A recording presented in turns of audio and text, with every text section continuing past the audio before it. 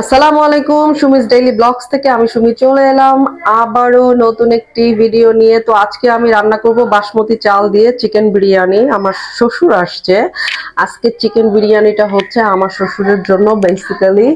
তো এখন হচ্ছে আমি এই চিকেন, এখানে দুটো চিকেন নিয়ে নিয়েছি আর এখানে হাফ কেজি পরিমাণ বাসমতি চাল নিয়ে নিয়েছি। তো চিকেনটাও ক্লিন করা হয়ে গেছে, বাসমতি চালটাও ক্লিন করে আমি আধা ঘন্টার জন্য ভিজিয়ে রেখেছিলাম। তো এখন ঝরা দিয়ে রেখেছি। আর এদিকে আমি কাজু বাদাম, কাঠবাদাম, কিশমিশ বেটে নিচ্ছি পাটায়।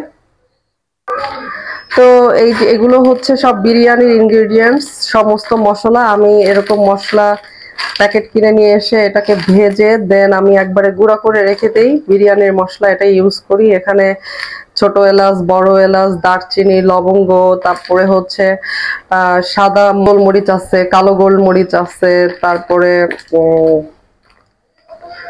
জয়ত্রী আছে, জয়ফল আছে। তো এই যে গোল ফুল, এটার একটা নাম আছে, নামটা ঠিক আমার মনে পড়তেছে না। গোল ফুল এটা। তো যাই হোক, এই প্যাকেটটার মধ্যে সমস্ত শাহি জিরা আছে মিক্সড করা। তো সব উপকরণ এই প্যাকেটটার মধ্যে দেয়া থাকে। তো এটা জাস্ট আমি একটু হালকা ভেজে নেই, ভেজে নিয়ে আমি যখনই বিরিয়ানি রান্না করি এই মশলাটা দিয়ে রান্না করি। অ্যাকচুয়ালি এখন মানে খুবই প্যাকেট মশলাটা কম ইউজ করা হয়। আমি এই মশলাটা একবারে সবকিছু দেয়া থাকে, নিয়ে আসি, নিয়ে আসার পরে হালকা তেলে নেই, তারপরে গুঁড়া করে এটা বয়মে রেখে দেই। দেন আমি যখন বিরিয়ানি রান্না করি তখন এটা ইউজ করি। এখানে সমস্ত উপকরণ একসঙ্গে প্যাকেটটাতে থাকে, বিরিয়ানির যা যা লাগবে আর কি মশলা।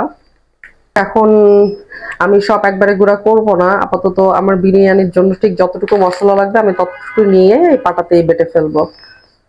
এখানে বিরিয়ানির জন্য পেঁয়াজ বেরেস্তা করে নিচ্ছি, ভালোভাবে ব্রাউন কালার করে ভেজে নিব। কিছু অংশ আমি পাত্রে রেখে বাকি পেঁয়াজ বেরেস্তাগুলো আমি উঠিয়ে রাখবো জাস্ট বিরিয়ানির জন্য। তো ভালোভাবে ভেজে নিচ্ছি।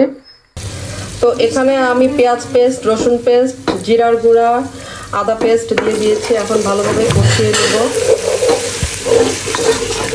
আর এখানে আমি মরিচের গুঁড়াটা দিব না, আমি এখানে ইউজ করব হচ্ছে কাঁচা মরিচ। আর এখানে আমি দিয়ে দিচ্ছি বিরিয়ানির মশলা যেটা বেটে নিয়েছিলাম। আর এখানে আছে পরিমাণ মতো আপনার কাঠবাদাম, কাজু বাদাম, কিশমিশ পেস্ট। তো আমি এখন এই পেস্টগুলো দিয়ে দিচ্ছি। তো এখানে আমি ইনগ্রেডিয়েন্টস দিয়ে দিয়েছি পেঁয়াজ পেস্ট, রসুন পেস্ট, আদা পেস্ট, আর দিয়ে দিয়েছি জিরার গুঁড়া পরিমাণ মতো। আর এখানে আছে আমার বিরিয়ানির মশলা, আমি ভালোভাবে বেটে নিয়েছি। আর সাথে কাজু বাদাম, কাঠবাদাম, কিশমিশ বেটে নিয়েছি। এখন আমি ভালোভাবে কষিয়ে নিব মশলাগুলো। চুলা বন্ধ এদিকে আর আমি মশলা কষাচ্ছি, হাসির বিষয়। যাই হোক, পাগল হওয়ার বাদ নাই। অলমোস্ট 80% আমি ম্যাড হয়ে গেছি। এখন মশলাটা ভালোভাবে কষানো হয়ে গেলে দেন আমি চিকেনগুলো দিয়ে দিব। আর এদিকে পরিমাণ মতো আমি লবণ দিয়ে দিচ্ছি। আর দিয়ে দিব এখানে কেটে রাখা কাঁচা মরিচ, কারণ আমি এখানে কোনো গুঁড়া মরিচের গুঁড়া ইউজ করব না। কাঁচা মরিচের ঝালটা দিয়েই বিরিয়ানি রান্না করব। আর অ্যাড করে দিব হচ্ছে টক দই। তো টক দই দিচ্ছি না আমি, এখানে আমি মিল্ক আর লেবু অ্যাড করে দিব, তাতেই হয়ে যাবে। আর টমেটো কেচাপ দিয়ে দিব। তো যাই হোক, মশলাগুলো ভালোভাবে কষিয়ে নেই। আসলে বিরিয়ানির মশলা ওই দোকান থেকে কিনে এনে খাওয়ার চেয়ে সুন্দর মতো মিক্সড বিরিয়ানির মশলার ইনগ্রেডিয়েন্টস পাওয়া যায়, সেগুলো একটু জাস্ট হালকা করে ভেজে গুঁড়ো করেই অনেকদিন পর্যন্ত খাওয়া যায়।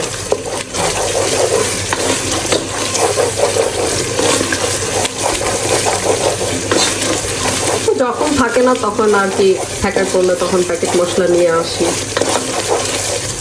আমি ভালোভাবে মশলাটা কষিয়ে নিই, দেন আমি চিকেনগুলো দিয়ে দিব।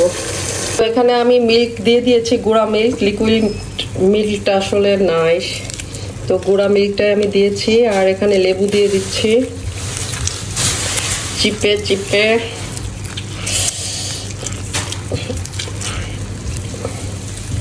আর হচ্ছে দিয়ে দিব টমেটো কেচাপ।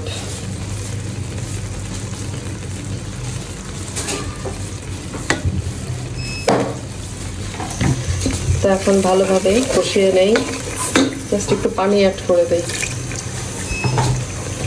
মশলাটা ভালোভাবে কষানো হয়ে গেলে আমি চিকেনগুলো দিয়ে দিচ্ছি।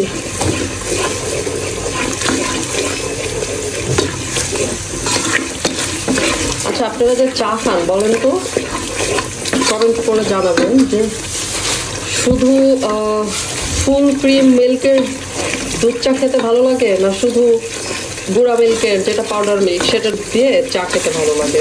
পাউডার মিল্কের চা খেতে ভালো লাগে, না হচ্ছে ক্রিম মিল্ক যেটা powder milk, cream powder milk ওইটা দিয়ে হচ্ছে চা খেতে ভালো লাগে? কমেন্ট করে জানাবেন কোনটার টেস্ট কেমন।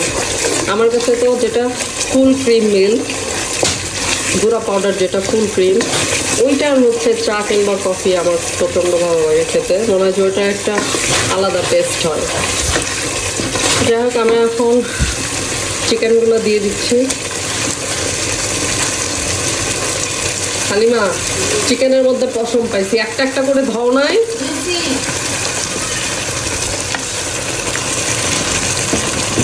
একটা একটা করে পশম দিলে কই থেকে আসলো? তোমার শরীর থেকে?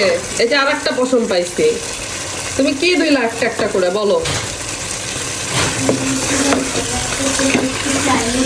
কোথার থেকে আসলো? আমার ভিডিওর মধ্যে দুইটা পশম চলে গেছে। হ্যাঁ, দেখবেই তো না, বলবে যে হালিমা কি পরিষ্কার করে, এই আপু ব্লগ বানায়, এই আপু হচ্ছে গিয়ে খাবারের মধ্যে পশম চলে আসে। দেখেন,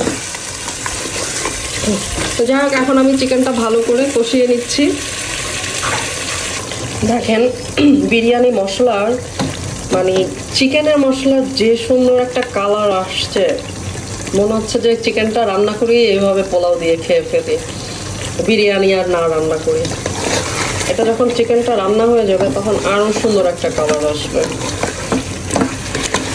বিশেষ করে আমার কাছে বিরিয়ানি একটু সাদা সাদা না হলে আসলে ভালো লাগে না। মনে হয় যে বিরিয়ানির কালারটা সাদা সাদা থাকবে। তো এখানে চিকেনটা আমার কষানো হয়ে গেছে, আমি এখন চালগুলো দিয়ে ভালোভাবে কষিয়ে নিব চিকেন সহ। জাস্ট একটু নাড়াচাড়া দিয়ে কষানো হয়ে গেলে পানি অ্যাড করে দিব।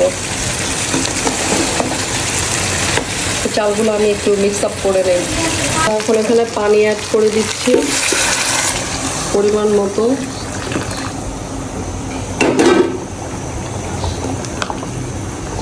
জাস্ট এখন নাড়াচাড়া দিয়ে আমি ঢেকে দিব।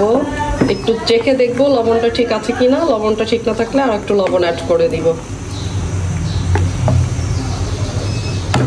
তো এখানে আমি কাঁচামরিচ অ্যাড করে দিলাম, আর দিয়েছি হচ্ছে বিরিয়ানির একটা সেন্ট দিয়েছি, কারণ বাসমতির তো নিজস্ব কোনো স্মেল নাই, যার জন্য আমি এখানে একটু বিরিয়ানির সেন্ট ইউজ করেছি, আর কেওড়া আর গোলাপ জল মিক্সড করে দিয়েছি। জাস্ট কাঁচামরিচ দিয়ে দিয়েছি, এখন একটু নাড়াচাড়া দিয়ে আমি দমে দিয়ে দিব। তো আমার রান্না শেষ। এখানে আমি পেঁয়াজ বেরেস্তাগুলো দিয়ে দিচ্ছি।